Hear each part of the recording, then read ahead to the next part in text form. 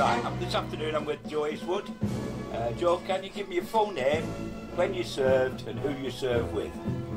Yeah, hiya Dennis, it's Joe Eastwood and I served with the Lancashire Fusiliers from when I joined them after doing national service with the Manchester Regiment in the late 1950s. And I joined the LFs and I served with them until 1968 when we disbanded. Why did you join the army? When I joined the army in 1956. Why did you join the army? I joined the army because the police were after me. I take it they didn't get you. No, they didn't. No. I got into a little bit of trouble at the time with a couple of rough lads around the Ashton area, and I decided it would be best for me to Scarborough.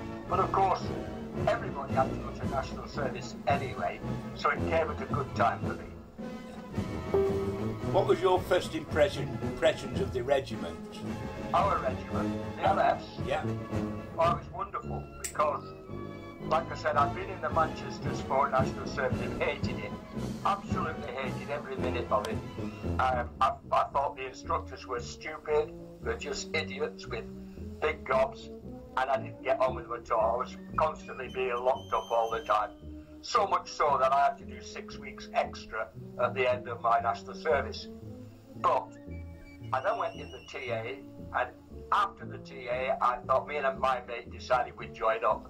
And we went to Juicy Street in Manchester to join up. And we met there a very, very impressive Lancashire Fusilier, one called Jim Shaw, Sergeant Jim Shaw, who later got commissioned and became Major Jim Shaw. But he was the first impression, and it was he that made me want to wear the Primrose Hackle. Funny that, because I signed up and Jim Shaw was still recruiting. Right. That's when I joined. Yeah, it was very good. Can you remember when you first heard that the Lancashire Fusiliers were being amalgamated in 1968?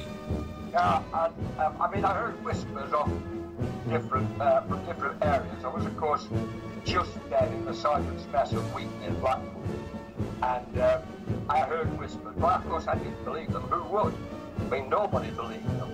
But then one day, the commanding officer, Colonel T.D. Lloyd Jones, asked to speak to us all in the cinema, and he broke the news to us that, yes, although we would be going to Hong Kong as Lancashire Fusiliers, whilst we were there, we would become part of something called the Royal Regiment of Fusiliers. What he didn't tell us, of course, was that within a year, that would be disbanded into two. And in 1969, they disbanded the 4th Battalion of the Royal Regiment of Fusiliers. Where were you on the amalgamation day, April 23rd, 1968, and what happened? I was in the jungle at Johor Bahru, Kota Tinggi, which was the jungle warfare school. And me and a very well-known Lancashire Fusilier called Brian Oldham, we were on our course there as instructors. And our job was to take the Lancashire Fusiliers through their jungle warfare training, a platoon at a time. And on that night, on the 23rd, we got our hackles out of our packs where we put them in some nice waterproof shiny paper, and we dug a little hole in the track. We buried them with a little service that said goodbye to our dear regiment. What did you think about wearing the red and white hattle and not It's the okay. yellow one? I mean, I was fortunate because when we disbanded, and they disbanded 4 RAF in 69, everybody else, we all left Hong Kong. Okay, Joe, what did the Northumberlands, Warwicks and Royal Fusiliers think of it? Well, like I said, I wasn't there when it all happened. I was at Sanders, but I believe that there was a little bit of trouble amalgamating and becoming friends with each other. It didn't last long, but a few bits of misbehaviour and jealousies and a couple of scraps happened in Corps and Sergeant's Messes, but I suspect that by the time a year was over, it was all died away. It was certainly all gone by the time I got there. Right, moving on to Northern Ireland now. Yep. What year did you first go to Northern Ireland? I think it was 71, but don't quote me. I think it was. It was the first year of Colonel Jeremy Riley's first tour. It's either 71 or 72. They came back from Berlin, and then we trained at Catterick, and then off we went to do our first tour of many. And I went and commanded 5 platoon in B Company. What were your feelings about the posting? I think, like most soldiers, it was a bit exciting. It was a worthwhile job, I thought, and a little bit political. I thought that the people who were getting most of the stick were in fact the Catholics, who were getting stick for the Protestants. So I got quite surprised when I discovered what the actual truth was. Yeah. What training did you receive for the operation? Oh, well, absolutely loads of training, riot training, pretending to be ordinary people of Belfast. In fact, they built a city, a tin city where you could go and train. It looked like an ordinary city. And you could go in and live in the houses, and you had shops and all sorts of. So we had a very, very good training, especially in riot and crowd control. Yeah. What were your objectives? What were my objectives? Yeah. To come home to my family. What were your objectives out in Northern Ireland then? Well, I had a platoon to command, and I suppose, in fact, I was determined I would bring all them home as well, because it was quite dangerous at the time. The regiment lost quite a few blokes. I lost my platoon sergeant. He wasn't shot dead, but he was shot and he never came back. And I lost a company commander who was shot as well. So it was quite an exciting but hairy place, and my main aim was to get everybody back home safe. What did you find on the ground when you arrived? Loads and loads of half-breeds.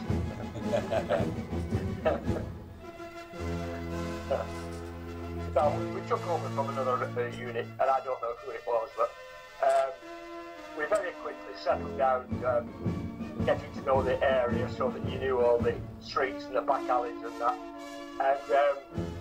And I actually, if I was asked for the general opinion, I think I quite enjoyed it. Yeah, where were you stationed?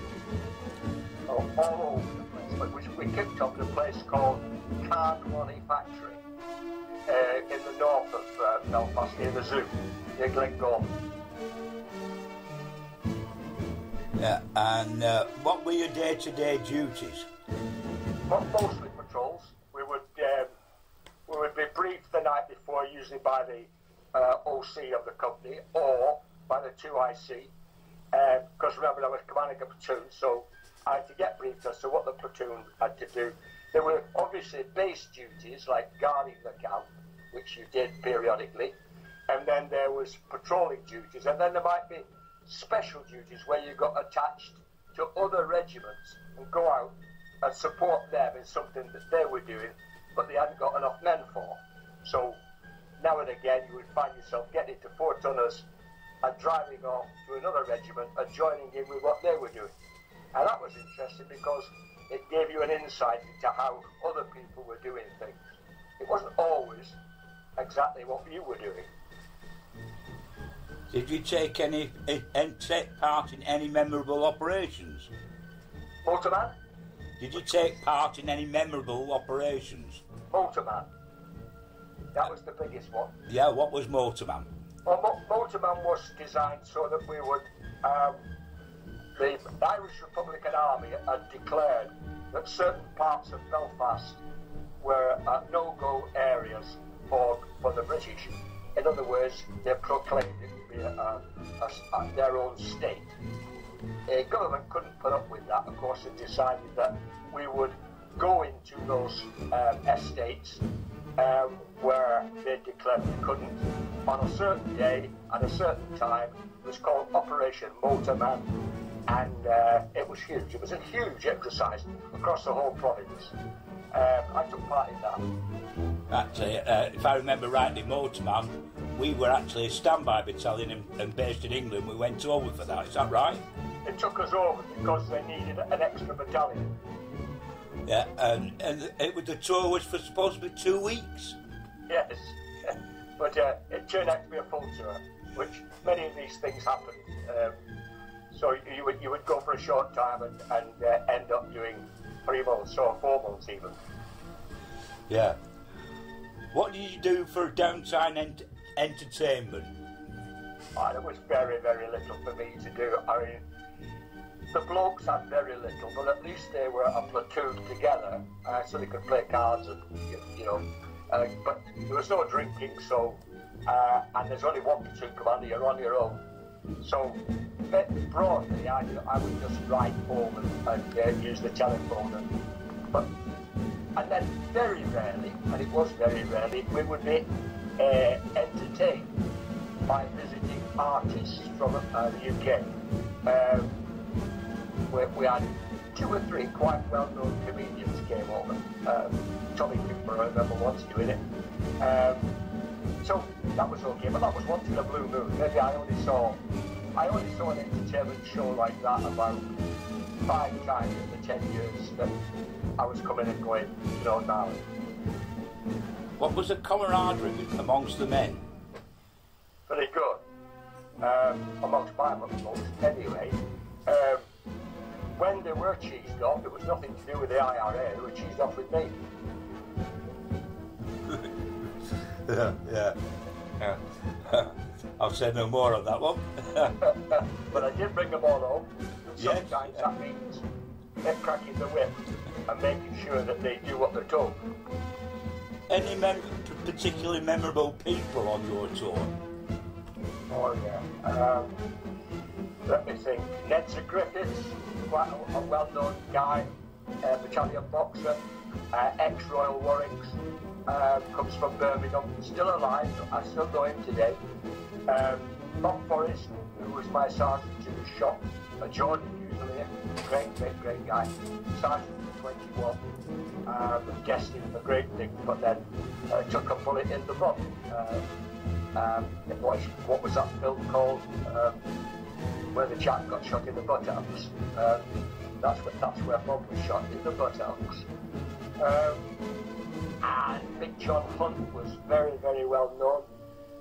Steve Kane was a particularly well known but not very well liked officer.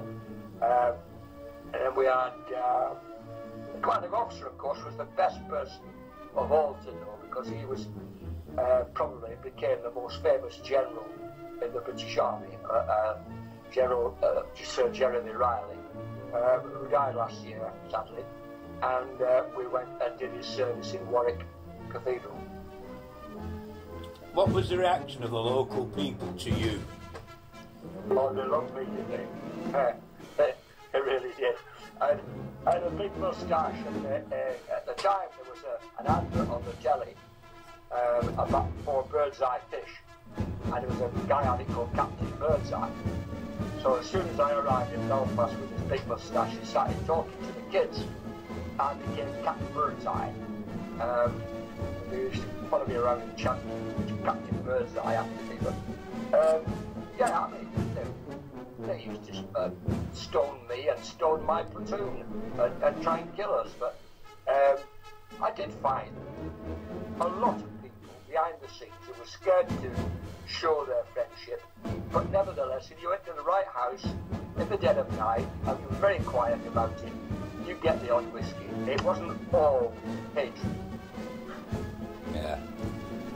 What was it like being away from home for that period? Not very nice, particularly for the families.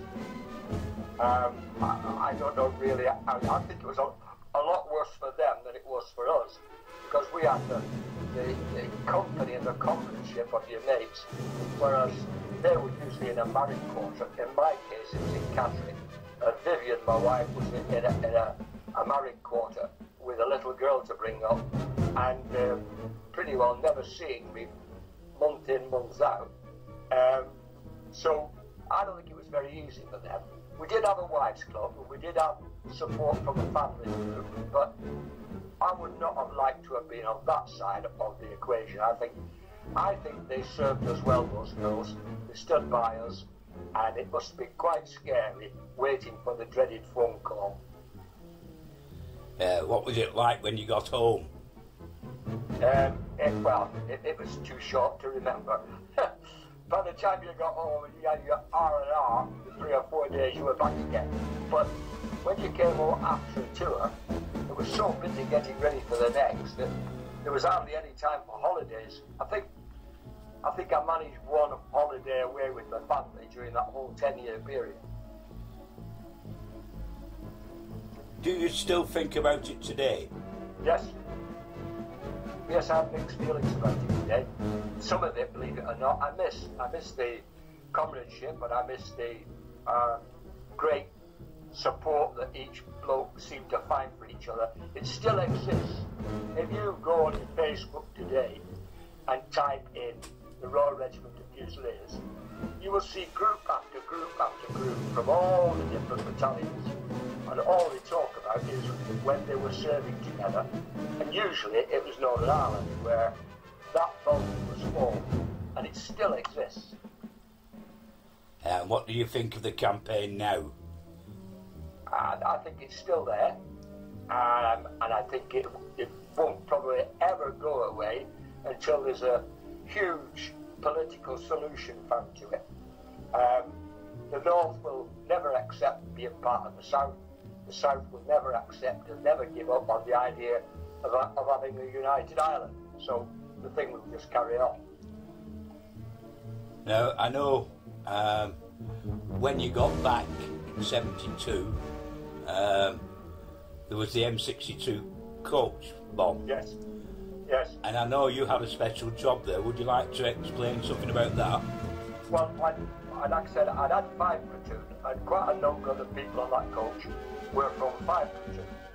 And again, you asked me, was I very popular? Well, one afternoon when they were supposed to be having an afternoon off, I discovered that none of them had done their will. And I thought it was a good idea for each person to do a will, so that if anything happened, people would know what to do with their effects. So I had them in all afternoon, instead of going messing about on the football ground. I had them all in them, I did all their wills, and I signed them all as executor. Little did I know, but in February 2004, I think it was, they would be blown up. No, it wasn't February 2004, was it? 1974. 74, February 74. They would be blown up by a female and a male in the IRA, going back to barracks from Manchester. And they put an explosive device in the boot of the coach. It blew up, and it killed quite a number of our guys, including a little family that was part of my platoon, Corporal Cliff Hawke, his wife and 2 children. So that got me particularly. That still does get to me. I never ever pass the service station at Huddersfield without calling in and paying my respects. There's a memorial there which the regiment attends every year on the anniversary. Yeah.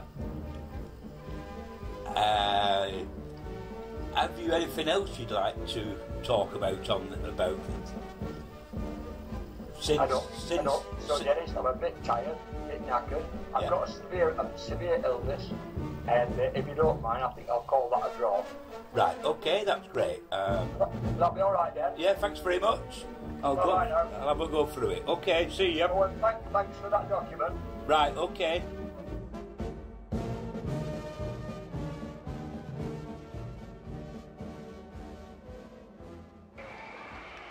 The sound of 40,000 people protesting against government cuts barely registered inside the Conservative Party conference.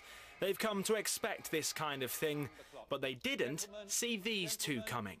Gentlemen, would you like to sit down? Sir, you need to be looking at defence.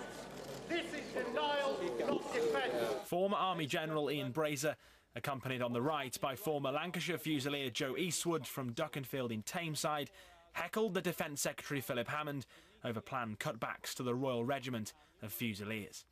Fighting piracy. But outside the hall, the stage was theirs. Mr Hammond this morning called us in a national newspaper armchair generals. That's his derogatory term for people like me who've served 31 years and lost many, many friends along the way defending you people. Money in the bank will not protect you. Neither will technology. You need foot soldiers to look after you. And we're getting rid of the best battalion in the best regiment in the British Army. This is about my regiment, my comrades, the young men who are serving in the Fusiliers now, and I owe them a duty. Earlier in the day, veterans marched through Manchester in protest.